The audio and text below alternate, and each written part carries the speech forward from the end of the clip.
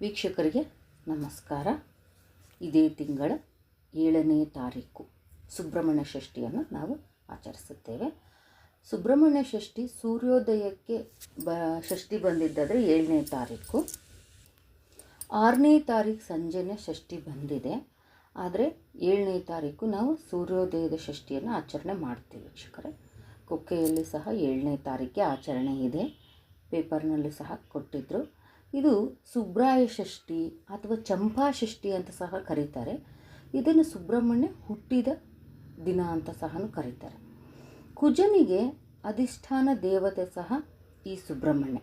ಕುಜ ದೋಷ ಇರೋರು ಈ ಸುಬ್ರಹ್ಮಣ್ಯ ಷಷ್ಠಿ ಆಚರಣೆ ಮತ್ತು ಸುಬ್ರಹ್ಮಣ್ಯ ದೇವರಿಗೆ ನಡ್ಕೊಳ್ಳೋದು, ಹಾಗೆ ವಿಶೇಷವಾಗಿ ಅಲ್ಲಿ ಕೆಲವೊಂದು ನಕ್ಷತ್ರಗಳ ಒಂದು ಸರಿಯಾಗಿ ಇಲ್ಲದೇ ಇದ್ದರೆ, ನಕ್ಷತ್ರ ದೋಷ ಇದ್ದವರು ಸಹ ಆಶ್ಲೇಷ ಬಲಿ ಪೂಜೆ, ಹಾಗೆ ಸರ್ಪದೋಷಕ್ಕೆ ಸರ್ಪ ಸಂಸ್ಕಾರ ಪೂಜೆ, ನಾಗ ಪ್ರತಿಷ್ಠಾಪನೆ, ಇವೆಲ್ಲದಕ್ಕೂ ಸುಬ್ರಹ್ಮಣ್ಯನೇ ಒಂದು ಮೇನ್ ದೇವರು ಅಂತಲೇ ಹೇಳ್ಬೋದು ವೀಕ್ಷಕರೇ.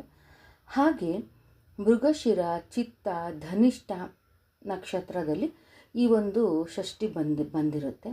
ಹಾಗಾಗಿ ಈ ಸಾರಿ ಧನಿಷ್ಠ ನಕ್ಷತ್ರದಲ್ಲಿ ಬಂದಿರೋದು ಒಂದು ವಿಶೇಷ ಅಂತಲೇ ಹೇಳ್ಬೋದು. ಅದೇ ಈ ಷಷ್ಠಿಯ ದಿವಸ ಯಾವುದೇ ಸಾಲ ಬಾಧೆ ಅಥವಾ ದುಡ್ಡಿನ ಸಮಸ್ಯೆ ಇದೆಲ್ಲದಕ್ಕೂ ನಾವು ಈ ಪರಿಹಾರ ಮಾಡ್ಕೋಬೋದು ಅಂತ ಹೇಳ್ತಾರೆ.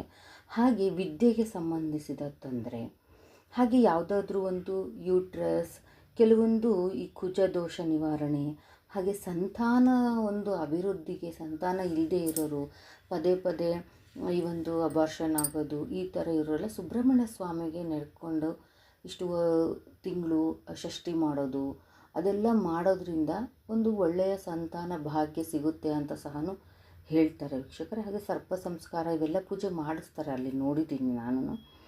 ಹಾಗೆಯೇ ಇವತ್ತು ಕೆಲವರು ಹುತ್ತಕ್ಕೆ ಹಾಲು ಸಹ ಹಾಕದೇ ಇರೋರು ಈ ಷಷ್ಠಿ ದಿನ ಸಹ ಹಾಕ್ತಾರೆ. ಸುಬ್ರಹ್ಮಣ್ಯನಿಗೆ ನಾವು ಬಿಳಿ ಹೂವು ಅಥವಾ ಕೆಂಪು ಹೂವಿನಿಂದ ಪೂಜೆ ಮಾಡಿ, ಸುಬ್ರಹ್ಮಣ್ಯ ತ್ರಿಶತಿ ತುಂಬ ಒಳ್ಳೆಯದು ವೀಕ್ಷಕರೇ. ಸುಬ್ರಹ್ಮಣ್ಯ ತ್ರಿಶತಿ, ಆಮೇಲೆ ಸುಬ್ರಹ್ಮಣ್ಯ ಕವಚ, ಆಮೇಲೆ ಇದು ಕೆಲವೊಂದು ಶ್ಲೋಕಗಳನ್ನು ಸುಬ್ರಹ್ಮಣ್ಯಕ್ಕೆ ಸಂಬಂಧಪಟ್ಟದ್ದು, ಅದು ಯಾವುದೂ ಆಗಲಿಲ್ಲ ಅಂದರೆ ಓಂ ಶರವಣ ಭವಾಯ ನಮಃ ಅಂತ ಹೇಳ್ಕೊಬೋದು. ಶರವಣ ಭವ ಅಂತ ಸಹ ಹೇಳ್ಕೊಬೋದು.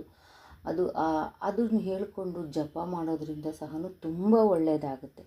ಹಾಗೆ ವಿಶೇಷವಾಗಿ ತಮಿಳುನಾಡಲ್ಲಿ ಕಾವಡಿ ಉತ್ಸವ ಅಂತ ಸಹ ಕೆಲವರು ಮಾಡ್ತಾರೆ, ತಮಿಳಿಯನ್ಸು.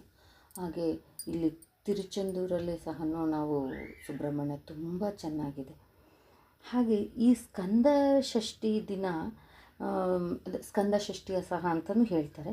ನಾಗರ ಕಲ್ಲಿಗೆ ಹಾಲು ಹಾಕ್ತಾರೆ, ಕೆಲವರು ಹುತ್ತಕ್ಕೆ ಹಾವು ಹೋಗಿ ಹಾಕ್ತಾರೆ. ಇನ್ನೂ ಒಂದೆರಡು ಉದಾಹರಣೆ ಅಂತಂದರೆ ಸರಿ, ತುಂಬ ಹಾಕಿ ಅದರಲ್ಲಿ ಹಾವು ಇದ್ದರೆ ಅದು ಹಿಂಸೆ ಪಟ್ಟು ಅದು ಏನಾಗುತ್ತೆ, ಇನ್ನೂ ಒಂಥರ ಶಾಪ ಥರ ಆಗಿ ಇನ್ನೂ ನಮಗೆ ಅದು ನಾಗದೋಷ ಕಾಡುತ್ತೆ ಅಂತ ಸಹ ಕೆಲವರು ಹೇಳ್ತಾರೆ. ಆ ಥರ ಎಲ್ಲ ಹುತ್ತದೊಳಗೆ ಅಷ್ಟಕ್ಕೊಂದು ಹಾಲು, ಕೆಲವರು ಮೊಟ್ಟೆ ಎಲ್ಲ ಹಾಕಿ ಪೂಜೆ ಮಾಡ್ತಾರೆ. ಆ ಥರ ಎಲ್ಲ ಯಾವುದೇ ಕಾರಣಕ್ಕೂ ಮಾಡೋಕ್ಕೆ ಹೋಗಬೇಡಿ ವೀಕ್ಷಕರೇ.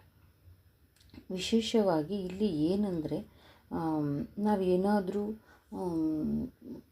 ಒಂದು ಯಾವುದಕ್ಕಾದರೂ ಅದೇ ಈ ಒಂದು ಮಕ್ಕಳಿಗೆ ಆಗಲಿ ಯೂಟ್ರಸ್ ಈ ಥರ ಇದು ಕೆಲವೊಂದು ಏನು ಸುಬ್ರಹ್ಮಣ್ಯನ ಆರಾಧನೆ ಮಾಡೋದ್ರಿಂದ ಕುಂಡಲಿನಿ ಶಕ್ತಿ ಜಾಗೃತ ಆಗುತ್ತೆ ನಮ್ಮಲ್ಲಿ. ಇದು ಏನು ಇದು ಬೆನ್ನೆಲುಬು ಏನಿದೆಯಲ್ಲ ಅದು ಹಾವಿನ ಆಕಾರದಲ್ಲಿ ಇದೆ.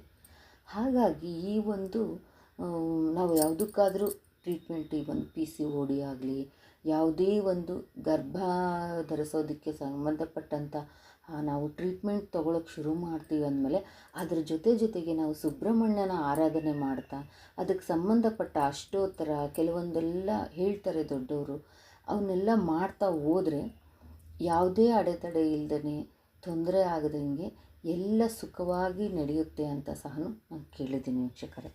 ಹಾಗೆ ಇಲ್ಲಿ ಆವತ್ತಿನ ದಿವಸ ಬೆಳಗ್ಗೆ ಮಾಮೂಲಿ ಸುಬ್ರಹ್ಮಣ್ಯ ಸ್ವಾಮಿ, ಕೆಲವರು ಹಾವು ಥರ ಒಂದು ನಾಗಪ್ಪಂದು ವಿಗ್ರಹ ಇರುತ್ತೆ, ಇಲ್ಲ ಫೋಟೋ ಇದ್ದರೂ ಸಹ ಒಂದು ಬಿಳಿ ಹೂವಿಂದ ಪೂಜೆ ಮಾಡಿ, ಅಷ್ಟೋತ್ತರ ಮಾಡಿ, ವಿಭೂತಿಯಿಂದ ಸುಬ್ರಹ್ಮಣ್ಯನಿಗೆ ಮೊದಲು ಮಾಡೋಕ್ಕೆ ಟೈಮ್ ಇತ್ತು ಅಂದರೆ ಅಭಿಷೇಕ ಮಾಡಿ ಹಾಲಿಂದ ಮಾಡಿಬಿಟ್ಟು ಆಮೇಲೆ ಶುದ್ಧ ಜಲದಿಂದ ಎಲ್ಲ ಕ್ಲೀನಾಗಿ ತೊಳೆದು ಆನಂತರ ಗಂಧ ವಿಭೂತಿ ಕುಂಕುಮ ಅರಶಿನ ಎಲ್ಲ ಹಚ್ಚಿಬಿಟ್ಟು ಗೆಜ್ಜೆ ವಸ್ತ್ರ ಹಾಕಿ ಸುಬ್ರಹ್ಮಣ್ಯನಿಗೆ ಒಂದೇನಾದರೂ ಪಾಯಸ ರವೆ ಪಾಯಸ ಥರದ್ದೆಲ್ಲ ಮಾಡಿಬಿಟ್ಟು ನೈವೇದ್ಯ ಮಾಡಿ ಕಾಯಿ ಹೊಡೆದು ಅವತ್ತು ಸುಬ್ರಹ್ಮಣ್ಯ ಅಷ್ಟೋತ್ರ ಓದ್ಕೊಂಡು ನಾವು ಪೂಜೆ ಮಾಡ್ಬೋದು ವೀಕ್ಷಕರೇ.